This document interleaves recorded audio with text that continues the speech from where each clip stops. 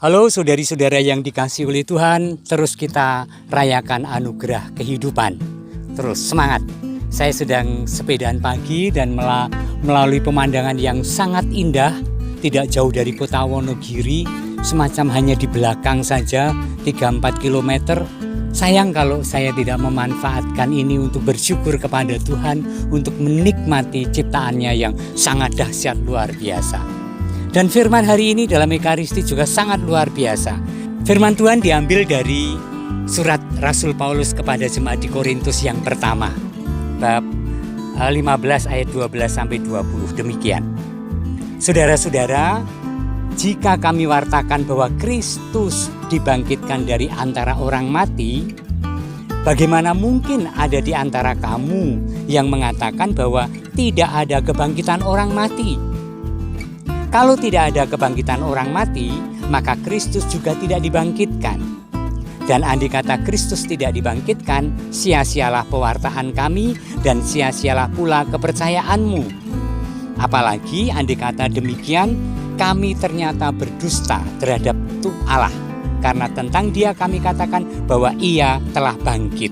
Ia telah membangkitkan Kristus, padahal Ia tidak membangkitkannya. Andai kata benar bahwa orang mati tidak dibangkitkan. Sebab andai kata benar bahwa orang mati tidak dibangkitkan, maka Kristus juga tidak dibangkitkan. Dan andai kata Kristus tidak dibangkitkan, maka sia-sialah kepercayaanmu. Dan kamu masih hidup dalam dosamu. Dengan demikian binasalah pula orang-orang yang meninggal dalam Kristus.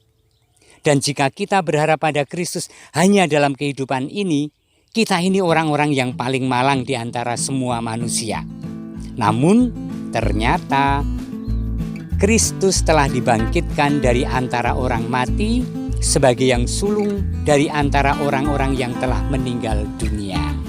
Demikianlah firman Tuhan. Saudari-saudara, dahsyat sekali loh.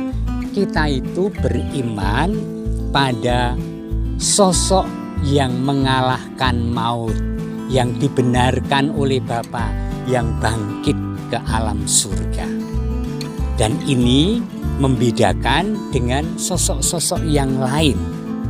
Ada banyak tokoh iman, ada banyak nabi dalam agama, ada banyak orang-orang yang mengantarkan kita pada Tuhan yang benar, dan itu hebat. Tetapi Yesus Kristus sang pengantara tidaklah seperti mereka semua, sebab Yesus Kristus adalah Tuhan. Kenapa Tuhan? Karena Ia mengalahkan kematian. Siapa yang mengalahkan kematian? Hanya Tuhan. Apa yang dibuat Tuhan Yesus?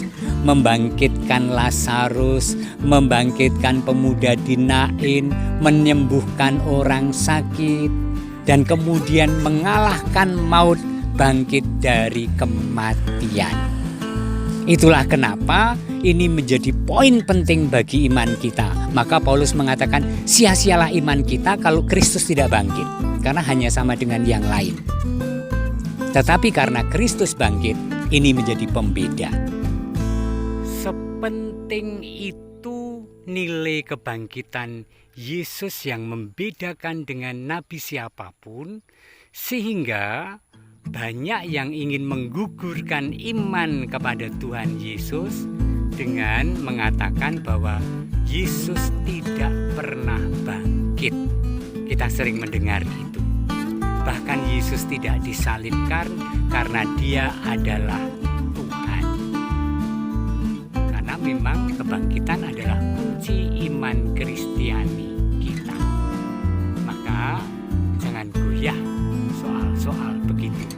Sudah ada bahkan dalam Injil Matius.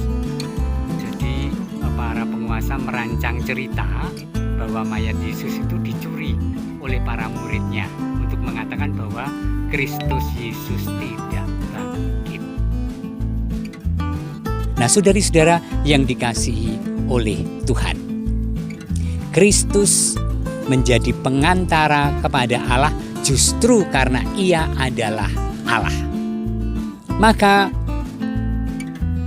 terus-menerus kita bangun kepercayaan dan iman kita kepada Tuhan melalui Tuhan Yesus yang adalah Juru Selamat. Mari kita nikmati kehidupan, kita memberi kesaksian, kita memuliakan Tuhan, kita menjadi berkat bagi banyak orang. Tuhan memberkati kita semua, Bapa dan Putra dan Roh Kudus. Amin.